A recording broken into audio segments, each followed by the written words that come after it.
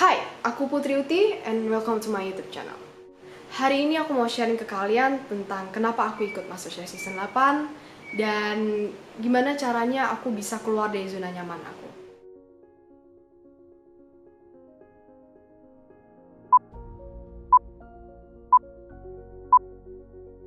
Lanjut private school atau apa gitu?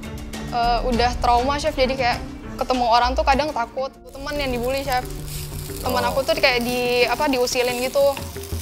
Akhirnya aku bilang ke guru, dia malah yang ngebully itu malah ngomelin aku.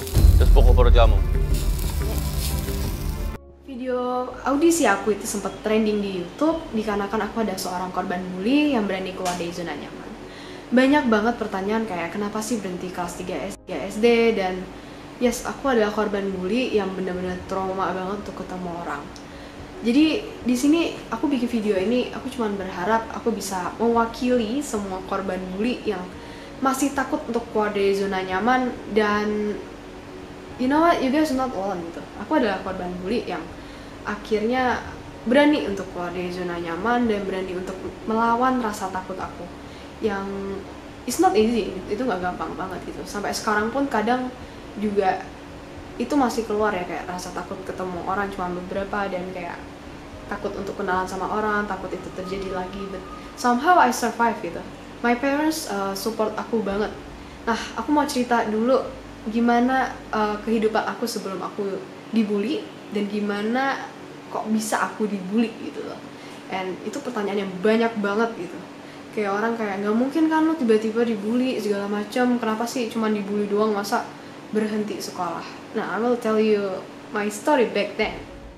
Waktu aku kecil, I used to be the most happiest kids in the world. Aku bener-bener nggak tahu kata benci, nggak tahu pembulian. My parents teach me to respect people. Orang tua juga sering ngajak traveling, dimana aku ketemu stranger and then I have a new friends gitu, kayak bener-bener fun banget lah gitu. Kayak kata-kata pembencian tuh literally like itu nggak ada. Kayak yang aku tahu tuh kayak bersenang-senang lah, seneng terus, pokoknya jalan-jalan lah, main sama temen, nggak ada masalah sama sekali. And kelas 1, kelas 2 itu was fine gitu, nggak ada masalah apa-apa. Paling cuman kayak ejek-ejekan itu kan paling normal banget lah. Ejek-ejekan tuh kan it's happen to kids gitu kan. Kelas 3 SD datang masuk ke sekolah nggak ada masalah, but there is this one kid yang bisa dibilang nakal, you know, gayanya kayak preman lah ya, maksudnya cara dia ngomong sama orang tuh udah kayak bos lah gitu kayak. Nah, aku tuh I have a friend gitu, aku punya teman perempuan ya, diusilin sampai dia itu nangis waktu itu. Akhirnya aku nge-backup dia, aku bilang ke guru karena dari satu sekolah itu tuh nggak ada yang berani lapor ke guru karena nih anak kayak preman gitu. Dan aku memberanikan diri untuk bilang guru, ini gini-gini, dia ngusilin gini-gini. Akhirnya dia pun dipanggil ke ruang guru. Selesai istirahat, aku itu di kelas karena aku orangnya jarang keluar dan kadang beli jajan dari situ masuk kelas lah gitu. And then dia datang ke meja aku. Jujur ya guys, cerita ini itu nggak gampang. Kayak orang banyak yang nanya, kenapa sih kamu kelas 3 SD berhenti? Telling this story is a little bit hard for me gitu. Jadi dulu sebelum ikut MasterChef pun menceritakan apa yang terjadi sama aku kelas 3 SD itu susah. Dan sometimes aku nangis kalau nyeritain itu dulu. Tapi sekarang alhamdulillah my mental is already strong untuk menceritakan ini. Dan aku berharap aja bisa ngebantu yang korban bully agar kalian juga kuat. So, back to the story. Jadi dia datang ke aku and then dia marah banget kayak kenapa ngomong gitu, terus dia kayak memegang baju aku terus kayak misalnya you know kayak diancam gitu. Sebenarnya what I tell to the judges waktu di MasterChef itu aku menceritakan setengah, nggak semuanya. Karena kalau aku ceritain semuanya it's worse, lebih menyedihkan ceritanya, lebih parah banget. Nggak cuma dipukul perutnya, tapi aku benar-benar di apa ya, benar-benar kayak wah gila sih, like no one back me up gitu, nggak ada yang ngebantu aku waktu di situ, nggak ada yang kayak oh jangan gitu dong, dan teman-teman kelas tuh cuma kayak ngeliatin doang. Aku dipukul sampai baju aku tuh dipegang, you know, kayak orang di apa ya namanya, kayak diancem banget lah gitu. And then aku di situ nangis, aku cuman diem di situ nangis. Dan waktu dia ngeliat aku nangis, dia langsung berhenti dan datanglah guru buat nyuruh aku ke kelas dan ngomongin it still hard sometimes to tell this story karena it's really bad gitu, kayak bullying itu benar-benar bad banget gitu.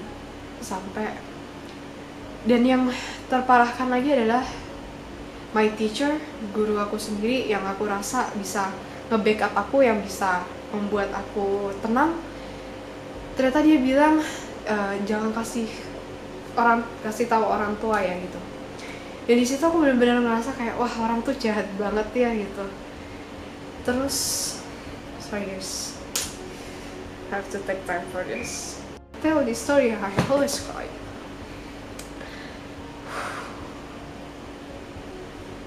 Shit, why am I crying?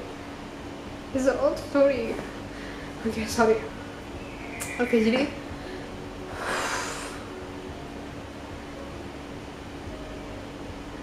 setiap kali aku kasih tahu cerita ini, I always like, kenapa orang tuh jahat banget gitu, kayak traumanya tuh kembali gitu. I don't know man, I was like, why am I crying? Why am I crying? Like, setiap kali ceritain ini ke orang tuh rasanya kayak pengen nangis gitu.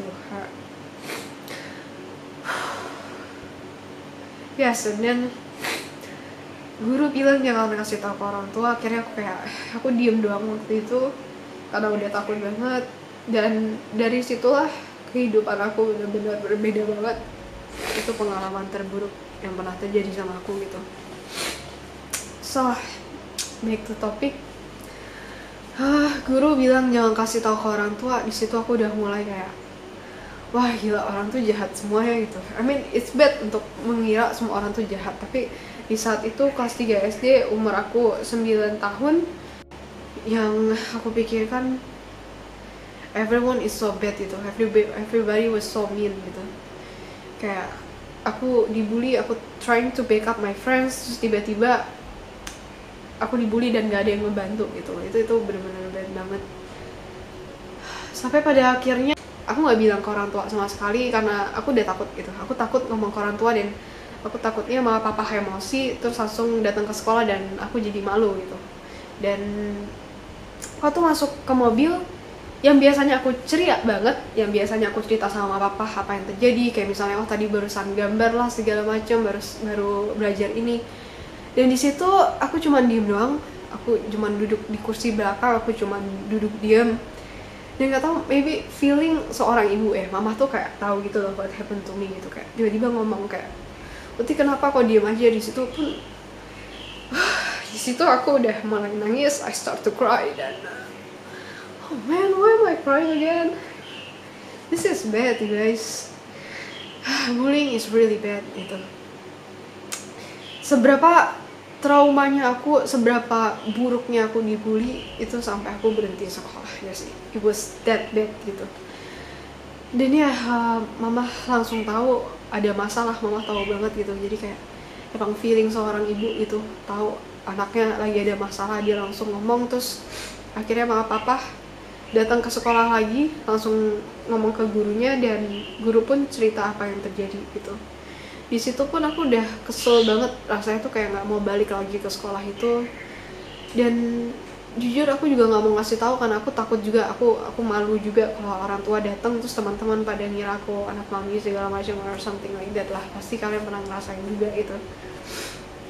And then well yeah, that happened. Mama juga marah sama gurunya, dan gurunya pun juga ya udah masih anak kecil lah gitu-gitu, tapi really is so bad.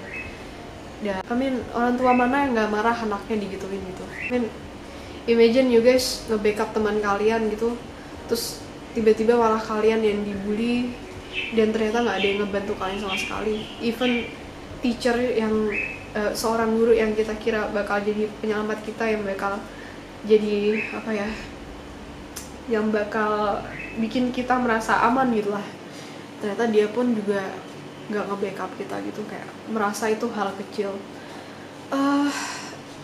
Well, banyak yang nanya kenapa kok orang tua nggak nyuruh kamu sekolah di mana? Yes, my parents always tell me to do that gitu. Maksudnya orang tua mana yang mau anaknya nggak sekolah? Orang tua aku selalu bilang kayak, ya dia mau sekolah di mana, mau homeschooling atau mau sekolah Singapore school or anything gitu. Cuman deep aku merasa kayak, aduh udah takut banget gitu keluar. Aku bilang ke mama papa Putri pengen di rumah dulu, pengen nenangin diri segala macam, dan gak mau sekolah dulu gitu. Kayak ya istirahat dulu lah gitu, kayak takut aja gitu balik ke sekolah.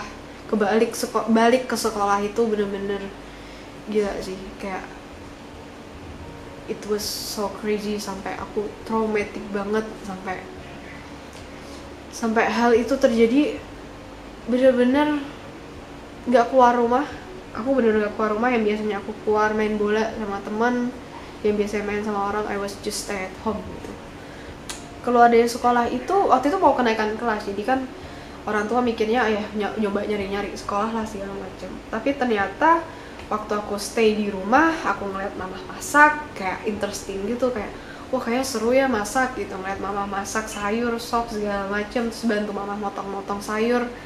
Akhirnya pun jadi interesting gitu. Dan di situ kan aku juga nggak ketemu banyak orang. Akhirnya mama berpikiran untuk masukin aku ke cooking class, di mana di situ juga ada beberapa anak-anak yang mama mikirnya mungkin aku bisa berteman sama mereka gitu. Ya, well yes, aku di situ ada beberapa teman.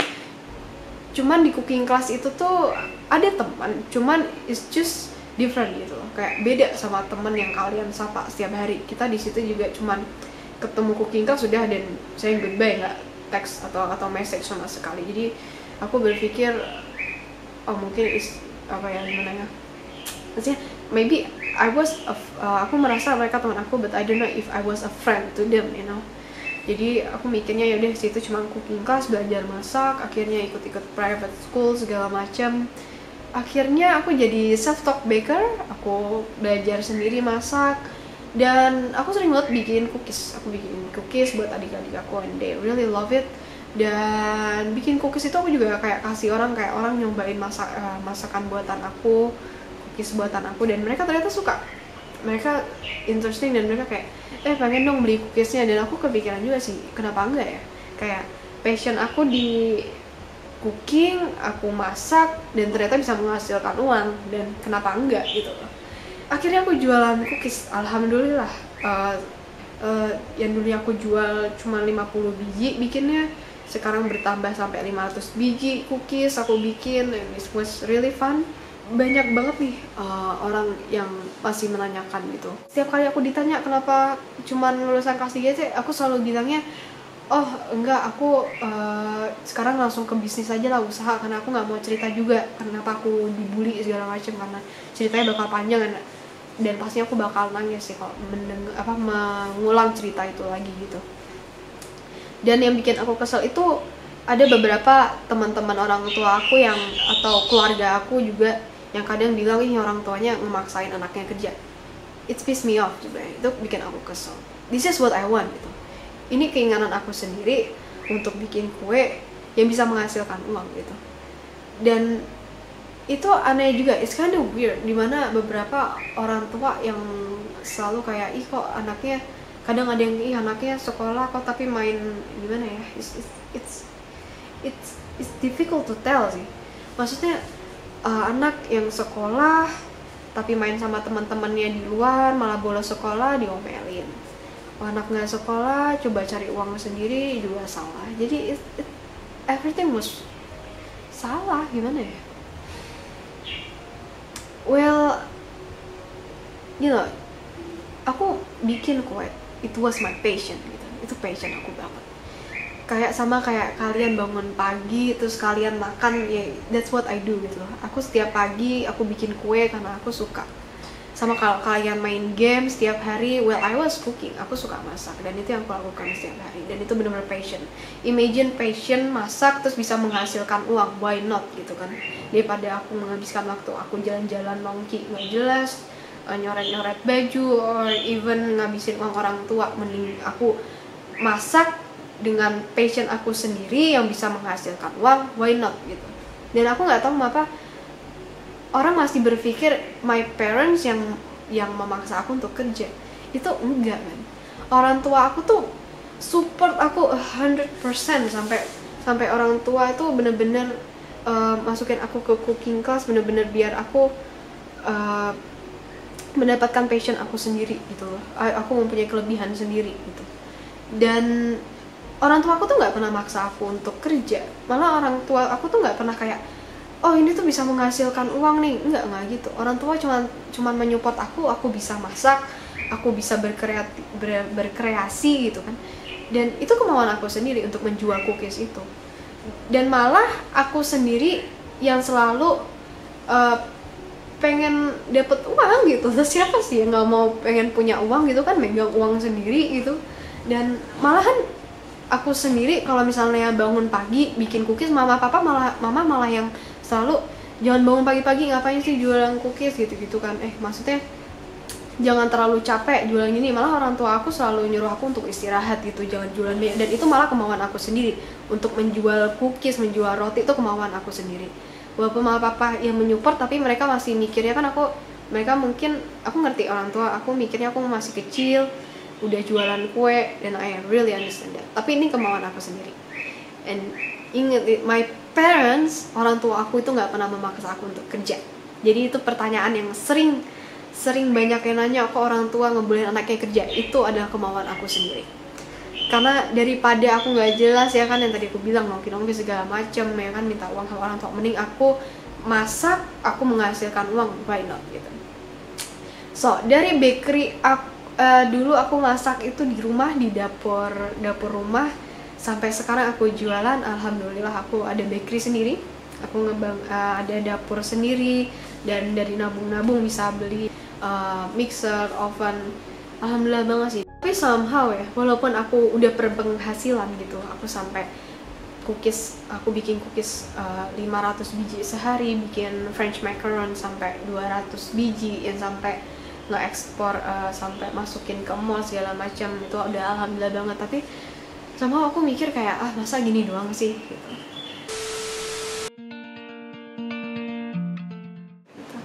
Dan datanglah di situ audisi MasterChef season 8. Aku langsung lulus. Aku adalah peserta lulusan kelas 3 SD. Aku nggak punya ijazah, dan yes, aku masih bisa ikut berkompetisi di MasterChef season 8.